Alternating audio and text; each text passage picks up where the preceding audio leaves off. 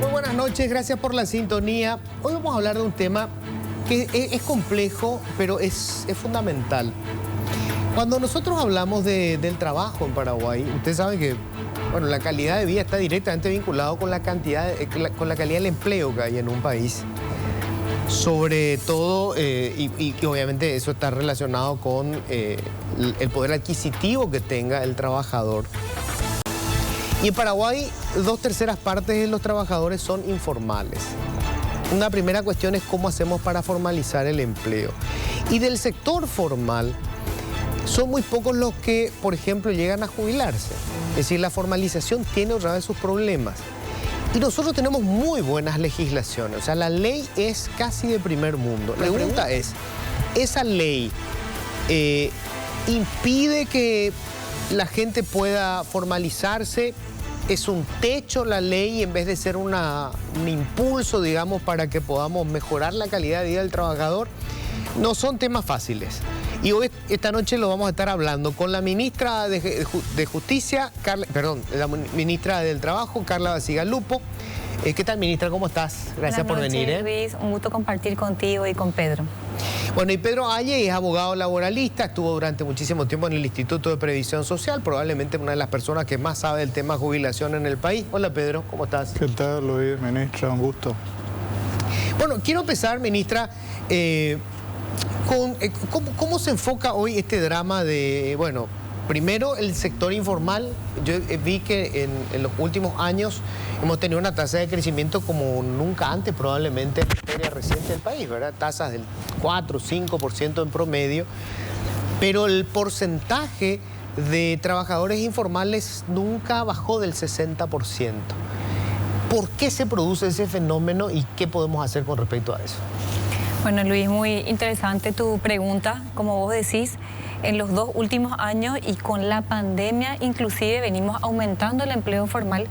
Hoy tenemos 656.000 cotizantes en IPS, un pico histórico, incluso mayor a nivel prepandémico. Y eso se debe, bueno, a las medidas, obviamente, de impacto que tomamos, por ejemplo, con el Plan de Protección a Trabajadores Formales, el subsidio a la suspensión de contrato, que en la práctica actuó como un seguro de desempleo, digamos, acomodado. Ahora bien, las causas de la informalidad hay que verlas también, primero, en cuanto a cómo se compone la población informal. La población informal en Paraguay se compone así.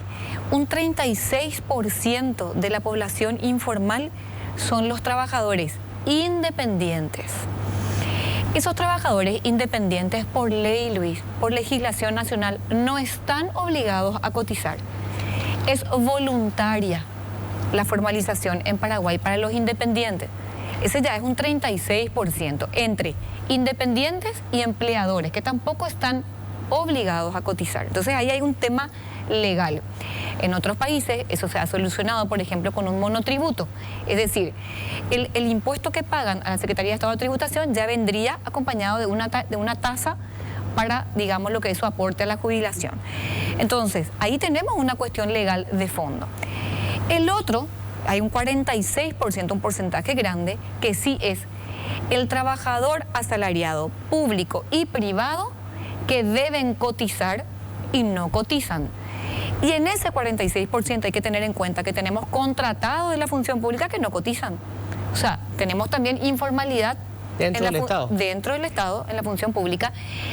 Y ya lo que es el asalariado privado, ojo, siempre tengamos en cuenta que la mayoría del empleo informal en el sector privado es de las MIPYMES. Es decir, son aquellas unidades pequeñas, micro y pequeñas, a las que más les cuesta ser formal. Entonces, como tenemos nosotros una estrategia integrada de formalización del empleo, nos pusimos un poco a investigar el por qué. Porque como vos decís, venimos variando, si bien gracias a Dios una tasa del 5% en los 2 últimos años, esta tasa del 60% se mantiene elevada. Tenemos que auscultar cuáles son los problemas de fondo que subyacen a esa informalidad.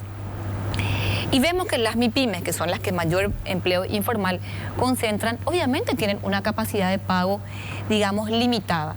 Hoy la tasa del aporte obrero patronal, sobre todo la tasa patronal, es del 16.5.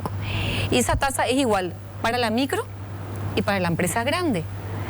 Y la tasa de aporte del trabajador es el 9%. Entonces, tenemos que enfocarnos hacia las MIPYMES si nosotros queremos formalizar el empleo del sector asalariado, estableciendo como otros países planes de incentivo a la formalidad, porque no vamos a ir con la sanción y con el garrote a las micro y pequeñas empresas. Si uno se pone a analizar, y Pedro lo va a corroborar después, son las grandes empresas que aglutinan a los trabajadores asalariados privados bastante formales. Sí, puede haber un tipo de ilusión de algún trabajador informal, pero son las grandes y las medianas las que más cumplen. Vuelvo a decir, son las MIPYMES con esa capacidad de pago restringida. Nosotros tenemos mesas de trabajo, estamos trabajando con el Ministerio de Hacienda en la construcción, Luis, incluso de alguna tasa menor con una contraprestación de una canasta de servicios y de prestaciones diferenciadas. Entonces, trabajar un poco con esa capacidad de pago restringida que tienen las MIPYMES para, a través de ese incentivo, ver si realmente podemos avanzar hacia la formalización del empleo asalariado. En la función pública, sin duda, construir en una inclusión de los contratados del sector público para que coticen a la seguridad social. Eso va a bajar también en un porcentaje, digamos, importante la informalidad. Y luego trabajar en una ley, ya estamos con algunos pasos dados, que introduzca a los independientes, pero para eso obviamente tenemos que sentarnos a escucharle a los independientes y que realmente sea ventajoso también para ellos ese plan de formalización. Entonces no es que acá es tan fácil decir, bueno, las empresas no quieren ser formales. No, acá hay un problema subyacente, claro, ¿verdad? Claro, yo no creo que nadie quiera ser informal, claro, por gusto. Y básicamente, Luis, es construir verdaderas ventajas de ser formal. Eso nosotros lo pudimos ver con la pandemia. Con el plan de protección a trabajadores formales, tuvimos una importantísima formalización de MIPYME ante el Ministerio del Trabajo. Hoy estamos con un plan de exoneración de multas a MIPYMES que está formalizando a muchísimas MIPYMES del país, porque están viendo una ventaja. Ahora, no es suficiente por sí solo. Tenemos que ir a construir realmente esas ventajas que se basen sobre todo en una tasa de aporte patronal diferenciado de acuerdo a la capacidad de pago, con una contraprestación también en su caso diferenciada. Le quiero preguntar a Pedro, que bueno, tiene una experiencia fantástica a lo largo del tiempo en IPS. Pedro, es como que el trabajador no ve todavía como una ventaja la jubilación. Es más, no cree lo que se vaya a jubilar. La gente que quiere IPS quiere por el seguro médico. Sí, fundamentalmente es lo que se llama miopía social en términos de seguridad social. El ver el hoy nomás, el seguro médico. En todas las charlas que hacemos con los empleadores, con los trabajadores, por ejemplo, es triste comprobar que ni siquiera saben que el seguro social es también la jubilación, solamente es el ahorro, claro, la atención médica y la falta de esto o la queja por esto. Somos inmediatistas. Pasa mucho por la carencia de también la ausencia de un sistema educativo, de una carrera, de una, ¿cómo se dice?, de una materia como la tienen los uruguayos, seguridad social desde el primer grado, desde niñito.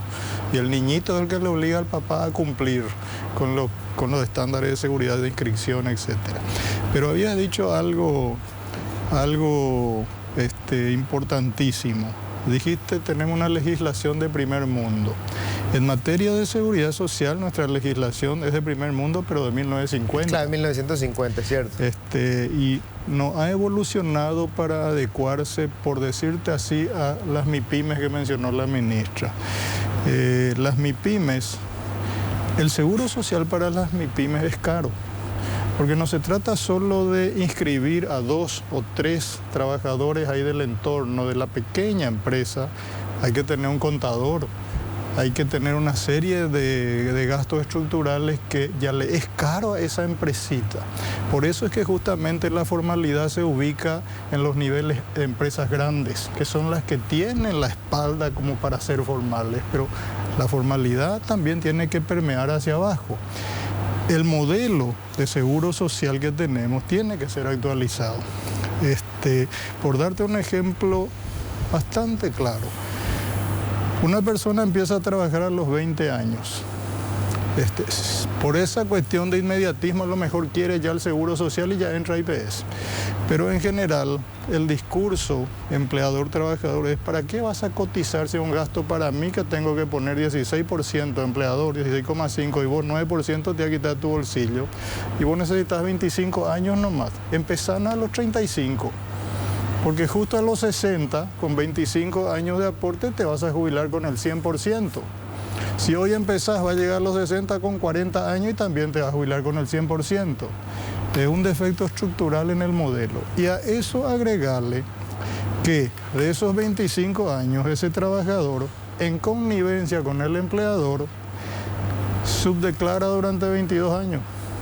Solo tiene que acumular antigüedad para jubilarse. Y los últimos 3 años sincera o simula un salario alto para que su promedio le salga mayor.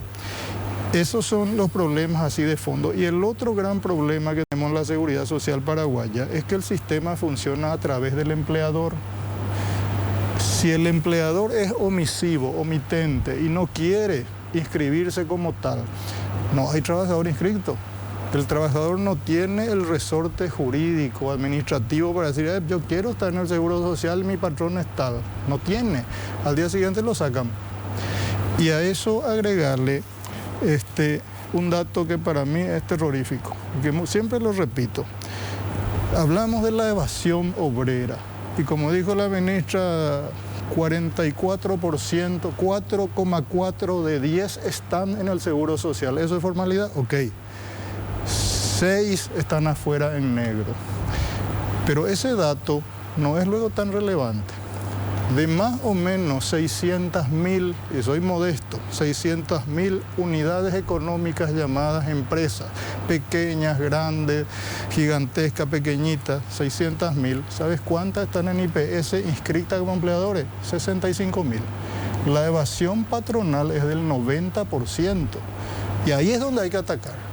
Ahí está la raíz de la informalidad y la raíz de que ese trabajador, de cada cohorte, de 100 personas que empiezan, llegan 11 nomás o 10.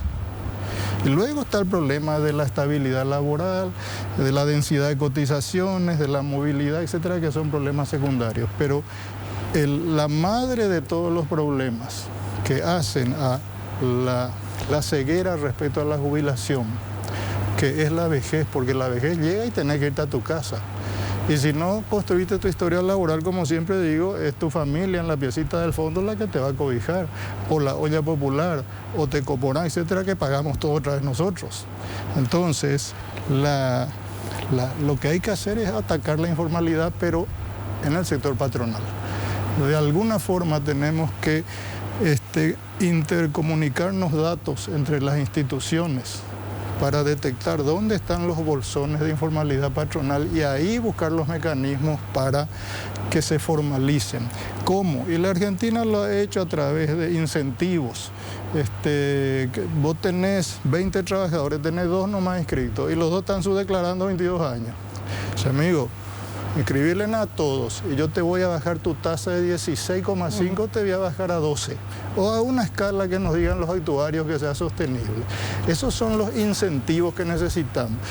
Pero ¿qué pasa? La ley vigente no lo permite, la IPS.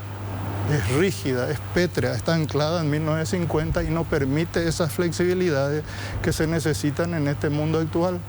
No podemos establecer moratorias, decirle a un trabajador independiente de 45 o 50 años que no cotizó nunca, hoy puede cotizar, decirle, como hizo la Argentina, bueno, vos das ciertas condiciones ahora, pagana esos años que no pudiste pagar, porque estás llegando a tus 60 años y vas a tener que retirarte como independiente, como cuentapropista. Pagá ese tramo y amigo, vas a tener un promedio razonable en base a tus aportes y vas a tener seguro médico en la tercera edad. Ese tipo de soluciones no nos permite la legislación previsional actual. Por eso hay que corregirlo. Tengo que hacer una breve pausa, pero vamos a hablar enseguida con la ministra. ¿Qué posibilidades hay de aterrizar esto? Porque bueno, hay muy buenas ideas, creo que entendemos el problema. hay que conversarlo, obviamente, con el pequeño empleador, porque para él también es un problema, o sea, digamos, y bueno, ¿cómo enfocamos esto? O sea, nosotros todavía mantenemos esta ley, nos parece todo muy lindo, y en realidad esta es una ley que rige para un porcentaje mínimo de trabajadores, y ni hablemos de la cantidad que se jubila. Sí, vamos a hablar también del tema, ¿qué pasa con los trabajadores que antes de cumplir los 10 años y van a adquirir la inamovilidad, los echan? Pausa, ya volvemos. Bueno, mencionaba recién Pedro, antes de la pausa, una cantidad de avances que tuvo en términos legislativos la Argentina, por ejemplo, para la gente que, bueno, entra a cotizar ya con cierta edad, que pueda aportar por los años que no hizo. Pasa con los médicos, que se hizo esta reforma reciente, que a mí me parece que fue una pésima idea la forma en que se estableció, porque al final lo que va a generar es déficit a futuro, y el déficit lo vamos a cubrir nosotros, ¿verdad? Como ocurre siempre con los déficits de las cajas, sobre todo en los sistemas fiscales. Pero todo esto que plantea Pedro, se está discutiendo. Yo sé que es muy difícil cuando uno habla de modificar la ley del sistema previsional, la ley laboral, son temas muy complejos. Pero la realidad no se ajusta a la ley, es la ley la que tiene que ajustarse a la realidad si quiere cambiarla. Así es, Luis. Nosotros como Ministerio del Trabajo planteamos, yo creo que te habrás enterado ya, la creación de una comisión de reforma de seguridad social, donde realmente se debatan estos temas muy en la práctica, con estudios actuariales, con participación de referentes de las 8 cajas. Por favor, recordemos que tenemos un sistema sumamente fragmentado en Paraguay. IPS es una de las cajas, pero tenemos otras 7. Entonces tenemos que ponernos a debatir estos temas e ir encontrando soluciones a las prioridades que establezcamos, porque acá hay prioridades como por ejemplo la solvencia de cajas y otras cuestiones que se pueden ir reformando, y cuestiones más a largo plazo, como es por ejemplo establecer o tender a establecer una misma regla de acceso a la jubilación, y no como ahora que tenemos 8 subsistemas que, bueno, obviamente en la práctica traducen inequidades. Ahora, ¿esto cómo lo aterrizamos? Bueno, nosotros estamos trabajando en una mesa muy cercana al Ministerio de Industria y Comercio y Hacienda, por ejemplo, para lo que hace a la tasa de aporte patronal, como mencionaba Pedro, hacer una mirada o dar una mirada diferenciada a las MIPYMES a través de incentivos que promuevan esa formalidad. Nosotros con breves ejemplos pudimos aumentar la formalidad de MIPYMES. Por ejemplo, la exoneración de multas, el plan de protección a trabajadores formales, que en plena crisis hizo que una microempresa en plena pandemia no tenga que cerrar y despedir, sino sostenerse en esa suspensión en la cual el IPS pagaba un cierto monumento y ellos dejaban de pagar salario, ¿verdad? Eso no solamente le permitió sostener el empleo, sino que muchas MIPYMES se inscribieron en pandemia para poder sostener a sus trabajadores y con eso lograr, obviamente, una protección del Estado y una protección de los trabajadores. Entonces, hoy queremos avanzar en esa mesa de trabajo hacia una tasa diferenciada para las MIPYMES, que eso se traduzca en un incentivo, una ley de inclusión de trabajadores independientes, insisto, pero una ley dialogada y construida con ellos, porque si es una ley que no se dialoga y no se construye con ellos, va a fomentar más informalidad de la que hay. Hoy la mayoría de los trabajadores independientes formales cotizan a un sistema privado, en el que encuentran más ventajas que en el sistema público. Estamos hablando de Caja Mutual de Cooperativistas y otros. Entonces, esos dos, digamos, sectores están siendo trabajados en una mesa de trabajo entre estas 3 instituciones, y nosotros insistimos con la creación de la Comisión de Reforma de la Seguridad Social. En esa comisión deberíamos contar con Pedro, que tiene una vasta experiencia, con técnicos actuariales, con un representante de 8 cajas y con representantes de los empleadores y centrales obreras. Porque una reforma de la seguridad social así de compleja como tiene que ser, porque tenemos 8 cajas, un sistema ya con, digamos, con falencias muy cercanas en solvencia, tiene que ser abordado de una manera dialogada y también con técnicos, ¿verdad? La Organización Internacional del Trabajo también ahí presente, pero básicamente... Aparte es un acuerdo difícil, Carla, porque nosotros tenemos 8 sistemas distintos que establecen en muchos casos privilegios que no son sostenibles en términos financieros. Y una mayoría que nunca se va a jubilar financia el costo que tiene eso. Es el problema de la caja fiscal, que arrastra un déficit brutal y los contribuyentes que nunca se van a jubilar están pagando ese déficit. O sea, habrá que hacer un corte y eliminar aquellos beneficios que no se pueden sostener en el tiempo. No podemos mantener nosotros esta fantasía que todavía tienen tantas cajas.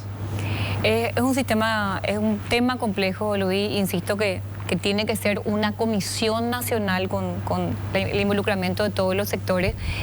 Y yendo a lo que es el IPS, que es la caja mayoritaria, ahí también tenemos un tema importante. Yo sé que hay un cálculo actuarial, pero también tenemos que considerar que dentro de lo que es el trabajo formal, o sea, el trabajador que paga ese 9% mes a mes, solamente el 10% llega a jubilarse. Hoy tenemos un acumulado de 64.000 jubilados y tenemos 656.000 cotizantes, ¿verdad? Pero lo cierto y concreto es que hace más de 10 años solamente el 2% de todos los cotizantes llegan también a cotizar más de 10 años y solo el 10% se llega a jubilar. Entonces, ahí también tenemos que hacer, y como ya comentamos, una reforma de la legislación que nos permita ser más flexible, poder establecer plazos de moratoria, sistemas de incentivos para los propios trabajadores formales, para que ellos mismos que están aportando hace años puedan llegar realmente a conquistar ese derecho jubilatorio. Porque en la medida en la que nosotros también, dentro de la formalidad, mejoramos los servicios de acceso a la salud, acceso a la jubilación, introducimos un seguro de desempleo, Luis, que solo Paraguay y Bolivia ya no lo tienen, el resto lo tiene, un sistema de protección de los ingresos de los trabajadores que actúa en la práctica como un gancho para la formalización, porque los trabajadores se sienten más protegidos. En esa medida que nosotros fortalezcamos el trabajo formal, eso va también a hacer que muchos más trabajadores quieran ser formales. Ahora, le quiero preguntar a Pedro justamente sobre eso, que ya hablamos en algún momento con la ministra, porque salió en un debate que tenían ellos con gente del sector privado, el hecho de que la estabilidad laboral se convierte en realidad en un problema para el trabajador, porque cuando está por cumplir los 10 años, los despiden, y al final por eso hay muchos que no pueden llegar a jubilarse. Y bueno, por los frutos los conoceréis. Si de cada cohorte de 100 que tienen una carrera de 25 años llegan 10, los 90 que no llegaron, ¿qué pasa? Algún día llegarán. Ponerle que los 90 que no llegaron en 25 llegarán en 30 o en 40. Bienvenido, van a cotizar más tiempo. ¿Es justo? ¿No es justo?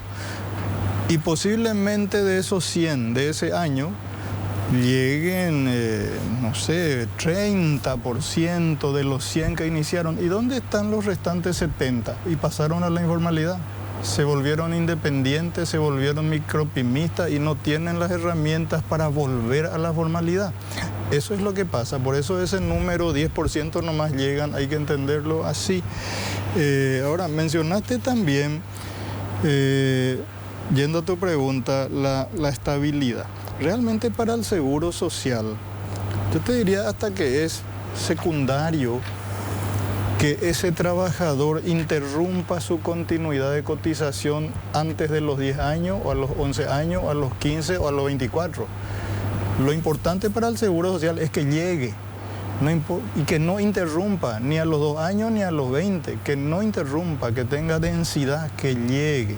Eso es lo importante para el seguro social, y esas son las herramientas que hay que buscar. Habías mencionado que nuestra tasa de informalidad es alta, 60, pero es alta, es baja, y te doy 2 datos. El modelo chileno de seguridad social, diametralmente opuesto al nuestro, aunque están virando. Tasa de informalidad 27%. Argentina, otro experimento también, 32%. O sea, estamos altos en informalidad. No es un tema que tengamos que debatirlo mucho. Acá hay que ser bastante ejecutivo y tomar muchas decisiones, porque el problema de la informalidad se va a traducir en gente de la tercera edad, sí, en el asistencialismo. Claro. Otra vez terminamos pagando todo, las generaciones que vienen. Como bien dijiste, el tema de la caja fiscal, nosotros estamos financiando hoy a 3 de cada 10 jubilados del sector público. Y no son solo 7 cajas, IPS, bancaria. Realmente hay que contabilizar programas jubilatorios. La caja fiscal es una caja o dice ser una caja realmente, es una dirección administrativa, pero en realidad maneja unos 8 programas jubilatorios, militares, policía, claro, diferentes entre sí. Y cada uno con parámetros diferentes, un desorden ejemplar. Entonces, la cuestión no se trata solamente de mirar la informalidad, de mirar la carrera, la densidad de aporte, es complejísimo y el actor fundamental que tenemos que traer a la mesa de trabajo es el actuario. Es el visionario que nos va a decir, mira, el camino es este, el que pondera todos los factores demográficos, biodemográficos, etc. Ahora bien, para concluir esta pequeña partecita, vuelvo a insistir sobre mi postura. Tenemos que ser muy realistas, no estamos bien en seguridad social y estamos, yo no te diría en caída libre, pero sí estamos en un tobogancito que va hacia abajo. Me quiero referir a algo muy auspicioso que es el estudio actuarial de IPS de hace un par de semanas, que lo auspicioso es el mostrar, la transparencia, que la gente vea cómo están las cajas. Yo no he visto que las otras cajas muestren sus estudios actuariales en ese sentido y que todos sepamos cómo está. Pero me preocupa lo siguiente respecto al informe actuarial de IPS. El anterior nos da un horizonte actuarial en el 2045, es decir, en el 2045 nos empezaríamos a comer la cola, usar las reservas y durarían 20 años. El siguiente informe actuarial hace 3 años nos dijo, no, en el 2040 vamos a empezar a comernos la cola. El de la semana pasada ya dijo en el 2038. O sea, en la medida que avanzamos en el tiempo, se va acortando la brecha. Va a llegar un momento en que dentro de 2 o 3 informes actuariales nos digan ya no hay tiempo. Esa brecha es el tiempo que tenemos legislativamente para arreglar para hacer los ajustes, porque ningún ajuste que lo hagamos en el momento de la crisis va a servir. Sirve. Tumban gobiernos, caen gobiernos por querer hacer ajustes sobre la hora, nos estrellamos igual. Esa es la reflexión que yo quiero dejar instalada y creo que en el legislativo, desde el legislativo tenemos que tomar el toro por la asta. Ahora, sobre el tema de la estabilidad me preocupa mucho porque yo conozco casos, ¿verdad?, de gente que cuando está llegando a los 10 años les echan. Y a veces son útiles para, además, los echan con pesar de la empresa, porque hay como una política de no permitir. No, es la estabilidad, creo que hablábamos de la inamovilidad en realidad, porque para poder despedir a esta gente tienen que ir a juicio. Así es, Luis. Este último debate salió de una reunión que hicimos hace unas semanas con Cerneco por otro tema principal que tenía que ver con el SNPP y Sinafocal, y nuevamente se planteó, y digo nuevamente porque es un tema que ya hace rato viene planteando el sector empresarial, pero en esa reunión con Cerneco se planteó ya conformar una mesa de trabajo. ¿Qué es lo que en la práctica sucede?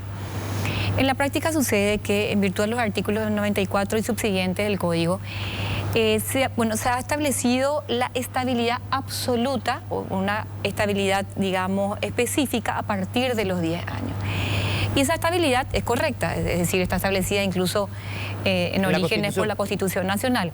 Ahora, el aditamento especial que introduce el artículo 95 es que una vez producidos los 10 años, la demostración de la causal despido debe hacerse sí o sí ante un juicio, o sea, ante un juzgado.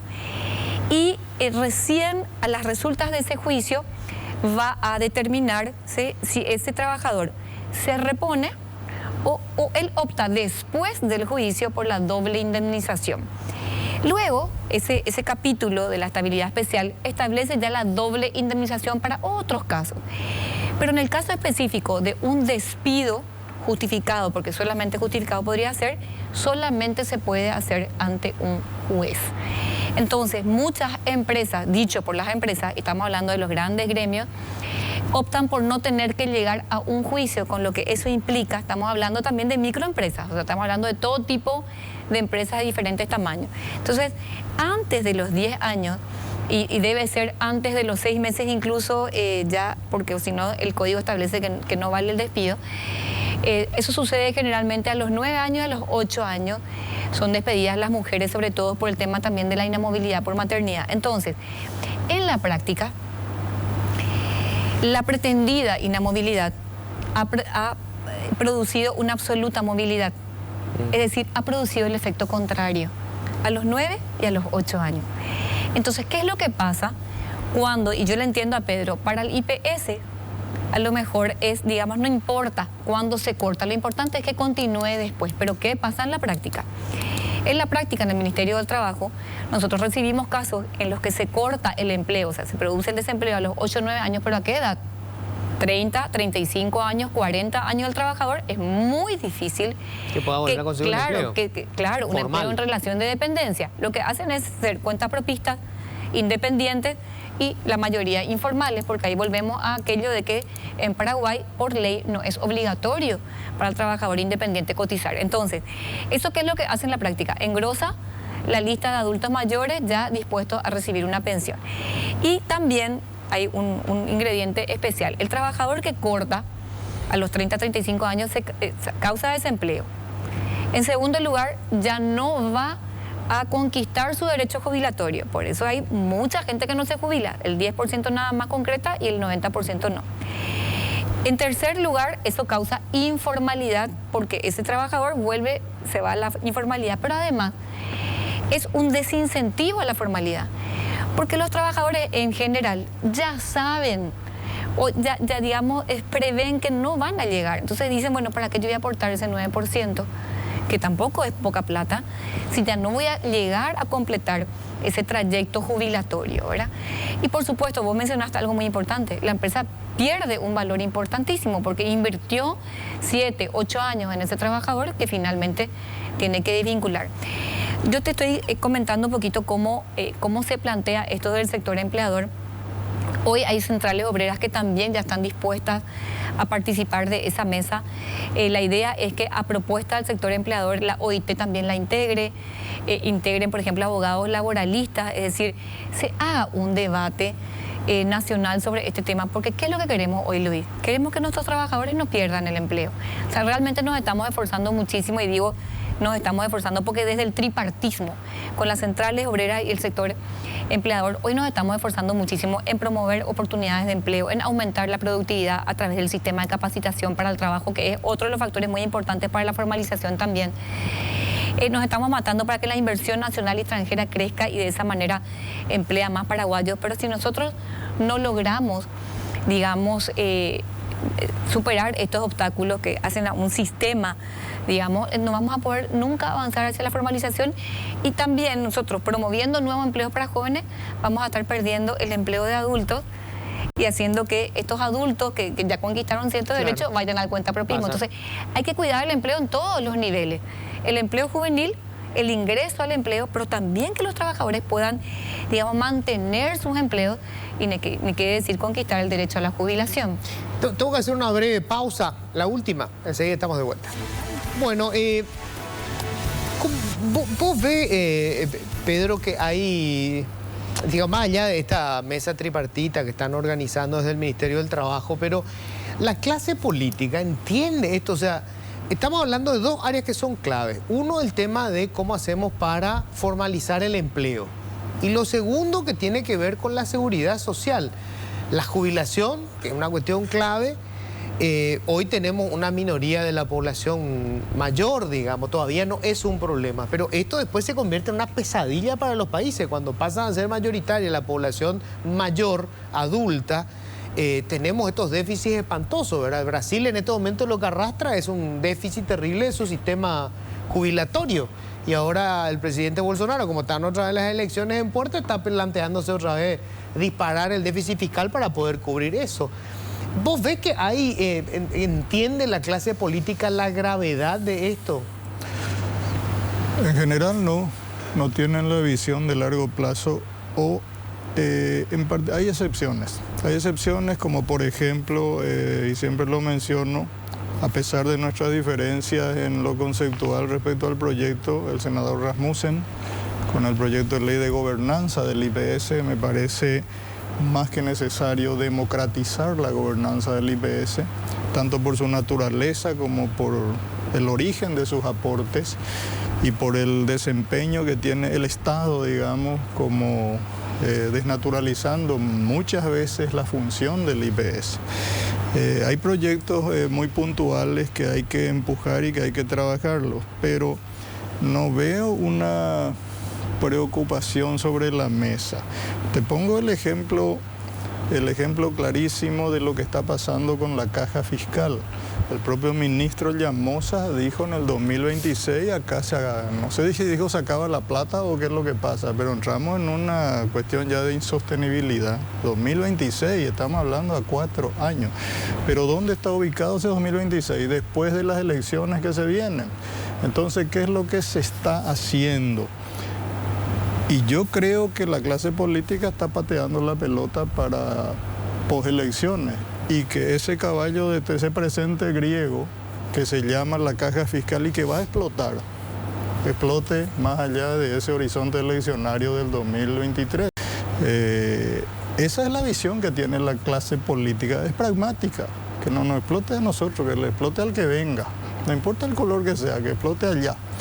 O sea, más allá de esas disquisiciones, he conversado con muchos amigos senadores, diputados, etcétera, sobre estas cosas que estamos hablando y en general tienen una visión bastante clara del problema, de lo que estamos conversando acá. Pero otra vez están, digamos, empañados por la inmediatez, que el presupuesto, que las ocupaciones, que la ley de esto. Entonces lo coyuntural gana a lo estructural. Y lo estructural se va descomponiendo muy rápidamente. Tenemos que buscar para las próximas legislativas gente, como yo digo, no con pienso en el sentido despectivo de que no son pensantes, sino con intenciones de largo plazo realmente que quieran remodelar la seguridad social en este país y tratar de desactivar primero esa bomba que es la caja fiscal. Segundo, las cajitas, como le digo, no despectivamente, pero en volumen, las cajitas, sí, que son cajas profesionales, que también van a explotar. ¿Por qué? Porque sus universos de activos están acotados, pero sus pasivos crecen y con un detalle biodemográfico importante. Los jubilados de todas las casas cada vez viven más por la expectativa de vida. Entonces, yo no sé cómo se les ocurrió crear una caja, por una cuestión de sentido común. Si tu universo tiene un límite, no puede crecer de manera permanente, en algún lado te iba a empezar a fallar, porque obviamente el número de jubilados va a crecer. Lógico. Y el número de nuevos contratados no puede ser eternamente inflado. Había que hacer modificaciones paramétricas a tiempo. Hay que hacerla, y tal vez no solo paramétricas, ministra, también tal vez en aquel momento cuando se crearon esas cajas profesionales, se tenía un escenario económico bastante auspicioso, con inversiones muy productivas o con posibilidades de inversiones muy productivas. Pero las inversiones no dieron los frutos que tenían que dar como para que esas cajas tengan reservas suficientes. Vos me decís la caja bancaria, ¿cuál es su reserva? Y yo no sé, creo que la caja bancaria está bordeando la línea roja, pero tiene una reserva inmobiliaria importante que es el botín porque están peleando todo, que es la quinta de Coabumí, que sé yo, ahí sobre Santa Teresa. O sea, se van en lo coyuntural. Lo mismo la caja Ande, la caja Itaipú creo que ahora cambió de modelo, se fue a capitalización individual. Están haciendo unos experimentos que yo no sé si va a resultar. Todo es aleatorio, todo es para mañana, para hoy, para mañana. No se está pensando en el largo plazo. Ahora, una acotación que creo importante rescatar. Sabemos que el sector micropimista es el tejido que sostiene la economía. Habrán empresas grandes, pero los micropimistas son los que sostienen la mayoría. El 75% del empleo está concentrado en las MIPYME. Ellos tienen que ser el objetivo del Ministerio de Industria, de Trabajo, ellos tienen que ser. Pero no tenemos que cometer el error que estamos cometiendo, es un mea culpa, porque yo estuve en todas las comisiones de trabajo, en el legislativo también, de intentar, como bien dijiste, adaptar esa realidad a una ley anacrónica y desfasada y decir, no micropimista, vos patrón tenés que pagar 16,5 como patrón más 9 por vos. y 9 otra vez por cada trabajador y vas a tener todos los beneficios que tiene Pedro Jiménez, lo que sea, que es empleado de la tienda tal. 9. Tenemos que adecuar los regímenes a las particularidades de cada colectivo, de manera que les sea atractivo incorporarse. El seguro social no es solamente un negocio en el buen sentido financiero, es un negocio que tiene que generar confianza en el inversor. Tengo que hacer una pausita, porque cuando a la vuelta vamos a hablar de eso, que es la clave, me parece, que todo lo que estuvimos conversando. Brevísima pausa. Bueno, me quedan 3 minutitos, así que esto que decía Pedro, ¿verdad? Que también hemos planteado, ¿verdad? Tenemos que discutir un trato diferenciado para las micro, pequeñas y medianas empresas que en definitiva emplean al 70% de la clase trabajadora formal. Así es, Luis. Ahí está la clave. El 75% del empleo en Paraguay está concentrado en las MIPYMES y las MIPYMES son un 96% informal. Entonces, si realmente trabajamos con las MIPYMES, construyendo más ventajas de ser formal, entendemos que su capacidad de pago no es igual a una empresa grande, entonces establecemos una tasa obrero-patronal, porque no solamente patronal, sino también obrero, diferenciada, con una contraprestación diferenciada, nosotros vamos a lograr formalizar en números mucho más grandes. De hecho, estamos sumando de a 5 o 6% como tasa de crecimiento anual, pero necesitamos dar pasos más grandes ya hacia la formalización del empleo. Y yo insisto, hoy tenemos medidas muy importantes que tomar en las MIPYMES, en los trabajadores independientes, pero también medidas de salvataje a un mediano plazo ya de las cajas. El gran pacto del Paraguay tiene que ser conformar esa Comisión Nacional de Reforma de Seguridad Social, donde prioricemos medidas urgentes, necesarias ya, medidas a mediano y a largo plazo. Y ahí tiene que converger toda la clase política, pero también técnicos actuariales, el sector tripartito, y sin duda los representantes de las 8 cajas que de alguna u otra manera van a ser afectados por las normas o por las medidas de esa comisión de reforma. Tenemos ejemplos muy buenos como el Pacto de Toledo. El Pacto de Toledo en España logró aglutinar a sectores políticos, a sectores de la sociedad y lograron ir haciendo una reforma paulatina. Todas las reformas en seguridad social son reformas paulatinas, pero hay que tomar las medidas urgentes y las medidas a largo plazo. Así que nosotros insistimos con eso. No obstante, ya presentamos el proyecto de ley que tiene 6 artículos para la conformación de esa Comisión Nacional de Reforma, pero también ya estamos trabajando en esa mesa de trabajo, sobre todo en lo que hace a inclusión de independientes y una tasa diferenciada para las MIPYMES con un trato diferenciado. Pues ojalá, Pedro, pudiéramos empezar a trabajar en esto independientemente de la agenda política, ¿verdad? Porque están ya todos metidos en las internas, ya son las elecciones, pero ojalá eso sea transversal, digamos, a los procesos políticos que tengamos, ¿no? Totalmente, y yo le agregaría casi una petición luego a la ministra, está coordinando un poco ese proyecto de ley, en la que se agrega a la academia. El Instituto Paraguayo de Seguridad Social, que se incorporen, ahí están aglutinados los mejores laboralistas, previsionistas que tenemos, que se los invite, que la academia pensante se incorpore a esa mesa. Y una última reflexión que no tocamos y que para mí es un tema crucial, las inversiones del sistema. Yo te hablo de un IPS, un querido IPS con 2.200 millones de dólares en el sistema financiero bancario financiando cortoplacismo. No es un discurso contra los bancarios, no, claro. Financiando cortoplacismo, la compra de la tele, la moto, etcétera. Cuando que el dinero previsional tiene que calzarse con financiamiento de largo plazo porque eso genera trabajo, genera inversión y genera otra vez retorno y aportes, en forma de aporte y en forma de retorno a la inversión. Tenemos que atrevernos a dar ese paso en términos de diversificación de inversión. Muchísimas gracias, Pedro. Ministra, muchísimas gracias. Un gusto. Bueno, nosotros nos vamos a encontrar nuevamente mañana. Gracias por la compañía. Que tengan un feliz resto de jornada.